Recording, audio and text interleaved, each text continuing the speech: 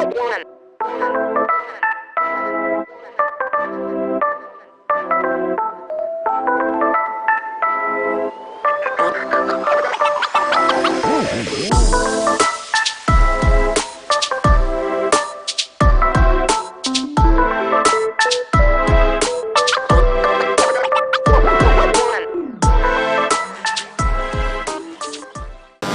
tënkal leen ci rek tënk yoo xam ne yi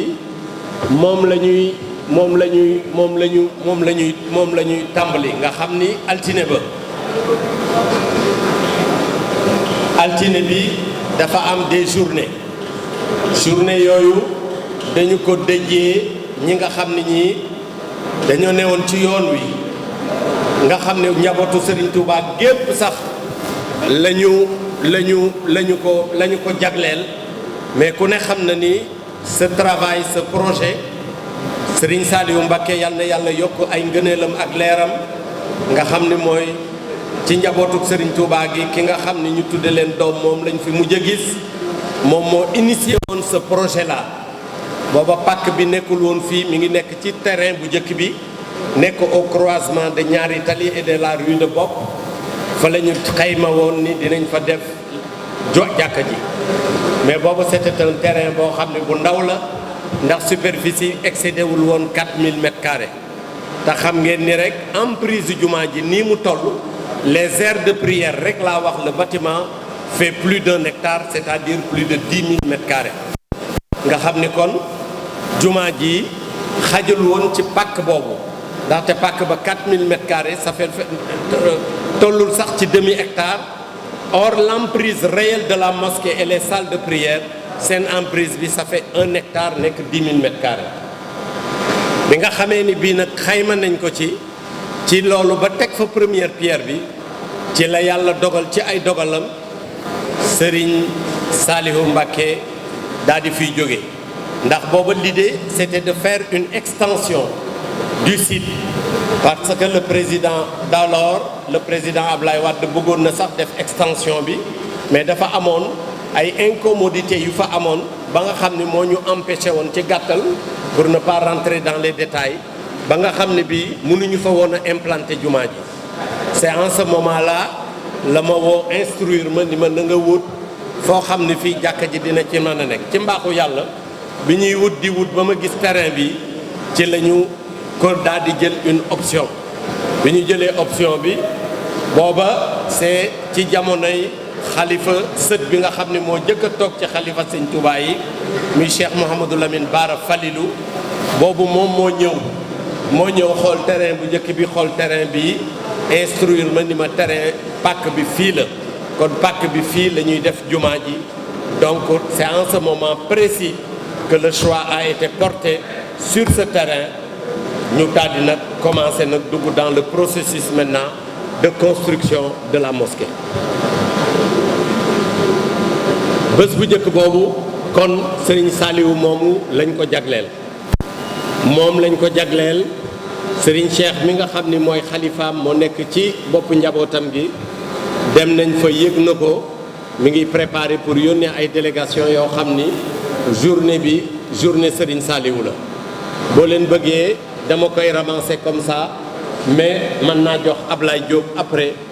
mu lire programme bi wala sëñ Makhtar liiral leen programme bi jour par jour le mardi beneen journée la boo xam ne bii dañu ko déjee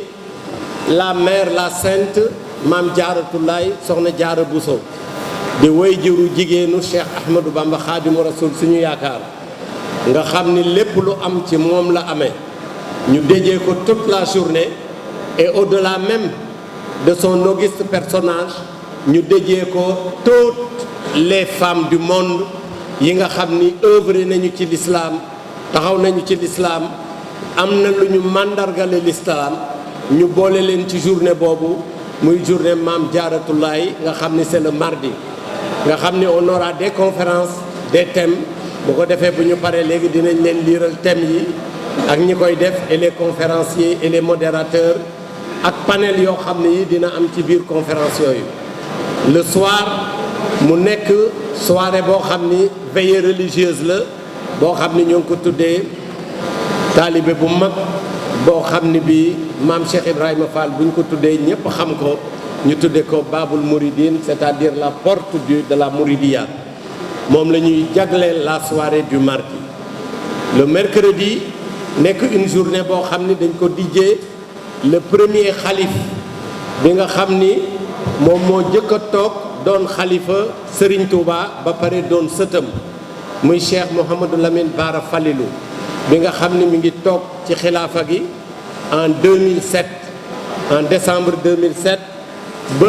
au mois de juin 2010 la fi jóge moom la ñu déjee journée boobu mu daal di nekk dans le même tempo nga xam ne nous aurons des conférences, nous aurons des débats le matin et l'après-midi nga xam ni ci la ñuy waxtaane lu bari lu jëm ci ay thèmes yu variés yoo xam ne dinañ leen ko liiral am na en anglais am na en français am na tamit en wolof et am na aussi en arabe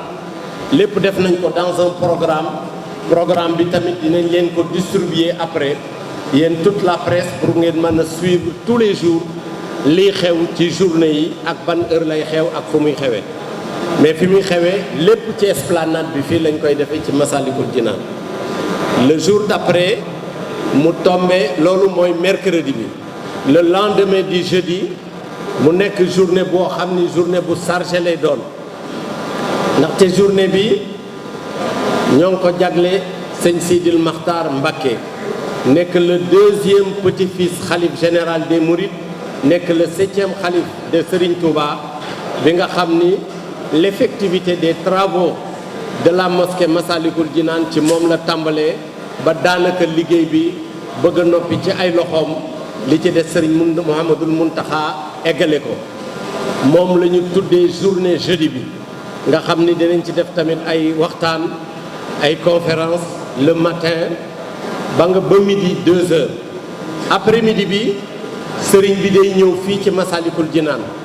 parce que dañ ci am un grand rassemblement boo xam ne bii dañ fiy def bayaan bi mooy c'est une déclaration boo xam ne bii sëriñ bi moo koy def avec un thème précis boo xam ni c'est un appel bu muy lancer toute la communauté internationale lancer ko particulièrement la communauté islamique et les Sénégalais globalement ak taalibey murid yi nga xam ne bayaan boobu dañ fi nekk à partir de 15 heures ba 18 heures nga xam ni y aura des discours bu sëriñ bi defee bayaanam ba pare dina am yeneen i discours yoo xam ne yi dinañ ko ci teg yoo xam ni Cheikh Mouhamadoul Bachir mi nga xam ni moo yor porte-parole bi dina ko ci def man mii jombul le coordonnateur dinaa ko ci def l'après-midi tamit ñu continuer bu loola jeexee ñu continuer les conférences ci ngoon nga ñu def une grande veillée religieuse en prélude de l'ouverture de la mosquée le lendemain le vendredi parce que vendredi bi sëriñ bi dafa ni buñ ci def benn manifestation le matin ndaxte ajjuma dafa xat et sacré nga xam ni bu ñu xëyee rek li ñuy itteewoo mooy naka la ñuy def ba ubbi jumaa ji bu ko defee ñu préparer la prière nga xam ni les invités yi nga xam ni sëriñ bi daf leen a invité ak yi nga xam ni le président de la république le président Macky Sall mi nga xam ni mooy ñëw tamit présider ouverture bi dina ñëw fekkee ouverture bi ak ñi nga xam ni daf leen a invité ñu daal di nag jublu ci julli gi waajal julli gi xutba yi bu ñu jullee ba pare tamit jombul sëriñ bi dina am une brève déclaration boo xam ne bii dina ko def loolu daal mooy li nga xam ne mooy le programme globalement bu ñu jullee ba pare nag ba dem ci kër yi ba joxe xéewal yi ba pare dañuy daal di def nag toute la soirée mu nekk une veillée religieuse ba le samedi ba nga xam ne bii ci la ñuy boucler le programme globalement loolu en ramassé d'une façon sommaire mooy li nga xam ne lii moo nekk ci programme bi nga xam ni mooy semaine inauguration la grande mosquée Massalikul Jinaan. Dans le programme alors y a des am na ay programme sectoriel yoo xam ni ci biir programme bi la bokk parce que dina am ay waxtaan waajal nañ ko waajal nañu ko parce que ku nekk xam na ni fii ñu jëm nekk na un événement boo xam ni événement bi day doon événement boo xam ni comme ni ñu ko bokkee événement Sénégal bi yëpp la te jàpp nañu ni tous les Sénégalais ku ko man di nga ñëw bokk ak ñun li nga xam ni mbégte la honneur la ci peuple Sénégal honneur la ci umma islamique honneur la tamit ci sénégalais yi nga xam ni yi ñoom ñoo dëkkee réew mi. alors bi ngeen xam ni day nekk manifestation bu rëy boo xam ne mën nañoo jàpp ni manifestation bu ñu toll bu amoon nit bariwul ci réew mi ba nga xam ni waajal nañu lu nekk ci biir.